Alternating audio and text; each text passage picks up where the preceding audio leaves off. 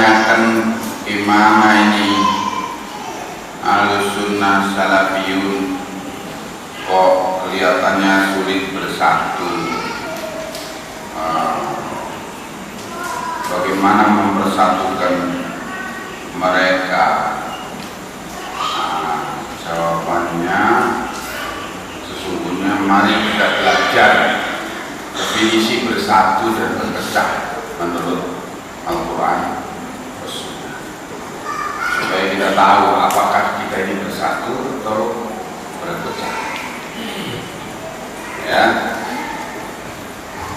kalau dalam pengertian yang sesungguhnya, seorang itu bersatu kalau dia telah berpegang atau menyatakan atau berupaya untuk berpegang dengan Al-Quran khusus, walaupun tidak saling kenal, walaupun tidak saling menyapa, tapi tetap berupaya memahami Al-Quran Sunnah dan beramal dengannya dengan pemahaman para salaf. Kalau sama-sama memahami Al-Quran Sunnah dengan pemahaman para salafus saleh, nah itu berarti bersatu. Ya, ahlul bid'ah dikatakan ahlul furqah. Kenapa? Karena mereka memahami agama sesuai dengan mursyid masing-masing, syekh-syekh tarekat masing-masing, ya, centang lenang dalam landasan pemahamannya, ya, itu ahlul bid'ah wal furqah. Furqah terpecah. Kalau ahlus sunnah dibilang wal jamaah, karena memang ahlus sunnah itu berjamaah. Jamaah itu ialah para sahabat Nabi ridwanullah alaihim ajma'in. Karena semua mereka menyatu kepada pemahaman para sahabat Nabi, maka mereka dinamakan ahlul jamaah. Ahlul bid'ah karena menyimpang dari para sahabat Nabi, para salafus saleh, mereka dinamakan ahlul furqah. Mereka bercerai-berai sesuai dengan syekh masing-masing. Nah, itu persatuan dan perpecahan. Walaupun ahlul furqah itu kelihatannya punya muktamar tiap hari sekali, ya, seandainya, tapi tetap mereka ahlul furqah, meskipun mereka menutupi perpecahan itu dengan muktamar tiap hari.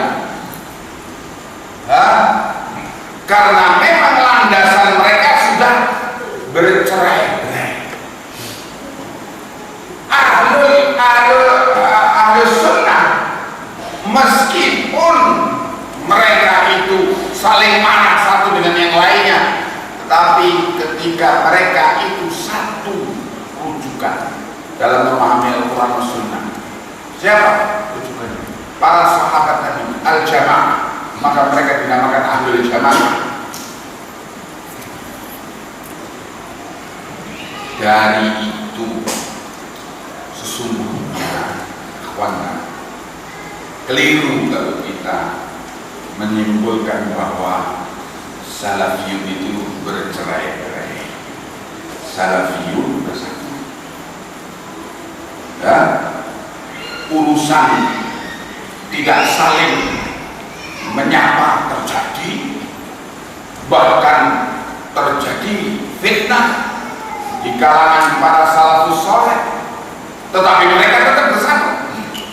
Ya Allah, kalau kita baca riwayat pertempuran peristiwa perang Jamal, perang Siffin, Allah, kita baru mengerti bahwa memang meskipun salafiyun itu bertempur saling menumpahkan darah satu dengan yang lainnya, tapi mereka bersatu dalam suasana ilmu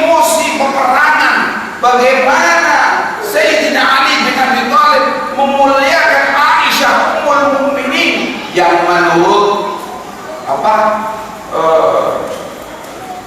terminologi zaman sekarang itu lawan politiknya.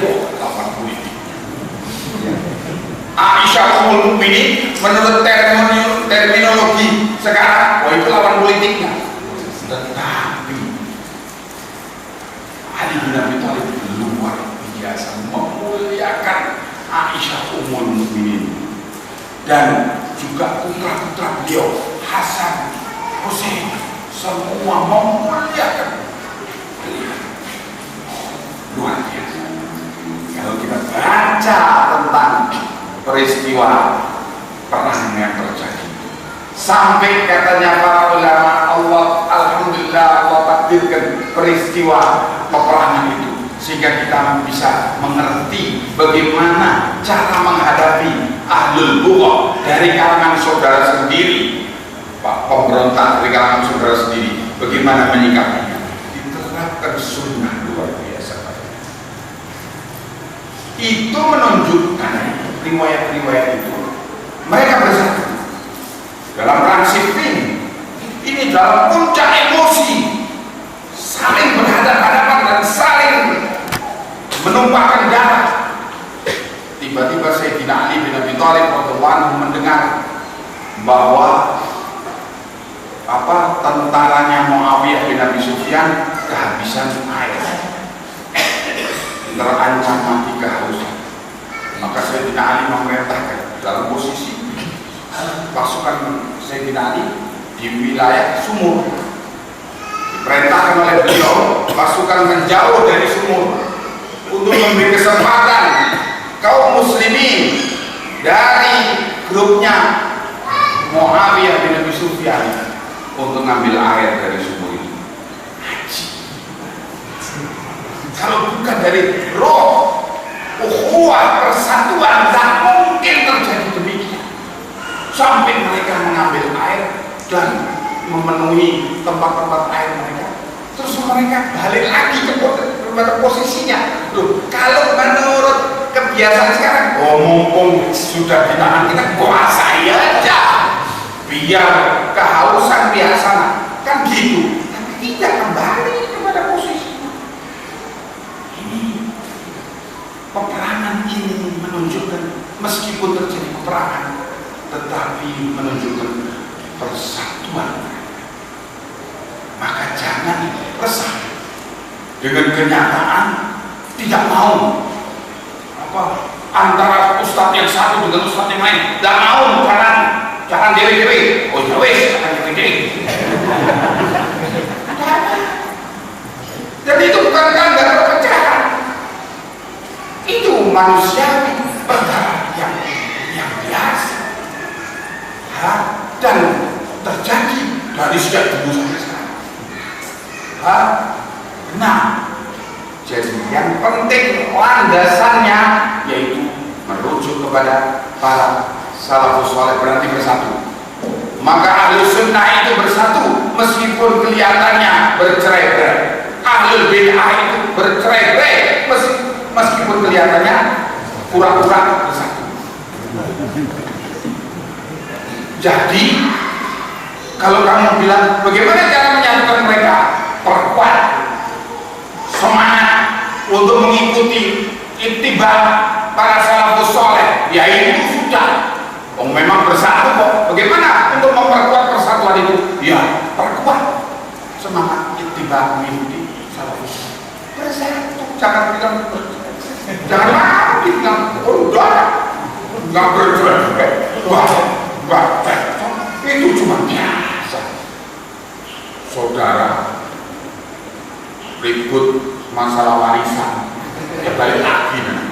Idul Fitri ketemu ketemu lagi. Ya sudah. Masalah yang demikian itu sesungguhnya perkara teknis dan bukan perkara usul.